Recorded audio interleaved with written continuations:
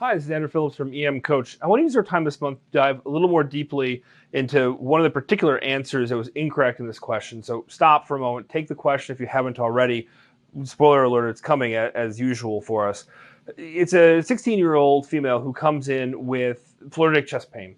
And for those who selected chest x-ray, I want to explain why this is a good example of test-taking abilities and also really thinking deeply about what's going on with the question and not getting pigeonholed into a particular diagnosis.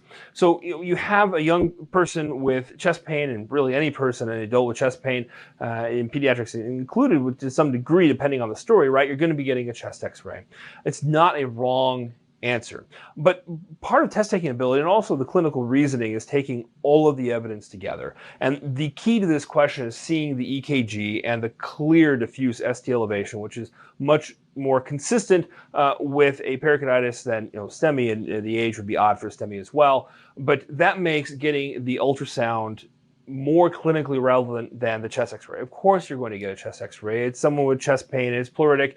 Now, you're not going to see a PE, right, with a chest x-ray. If you're thinking it's pleuritic, so you get a chest x-ray, pleuritic with a possible PE, you're not going to see it. Yeah, there's their Hampton's hump, sure, good luck seeing one.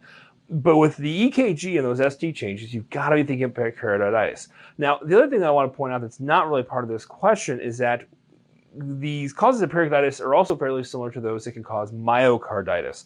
And it's the needle in the haystack, but bear that in mind, especially during flu season and cold season when everyone's coming in, right, with that low-grade fever, and they kind of all generally complain of that chest pain, but there's a difference, and it's worth taking the time to elucidate. Is this a chest pain because I've been coughing a lot, or is this that deeper, inner, visceral, I need to be checking for myocarditis chest pain? And the EKG is going to be indicated for that as well, and if you're thinking at all along the lines of myocarditis, you've got to get that troponin and check it. It's a fairly quick lab. A lot of places had a point-of-care troponin, and worth ruling that out. It is the young patients who oftentimes wind up with this, and we miss it because they come in with a cold that is pretty easy to dismiss because everybody has a cold.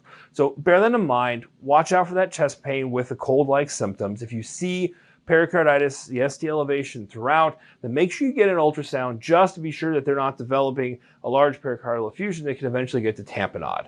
So put all those pieces together, and when you get those pieces, make sure you're not pigeonholing yourself against that usual kind of forward route in these questions. The best answer is what they're looking for, and the key to this one was the EKG.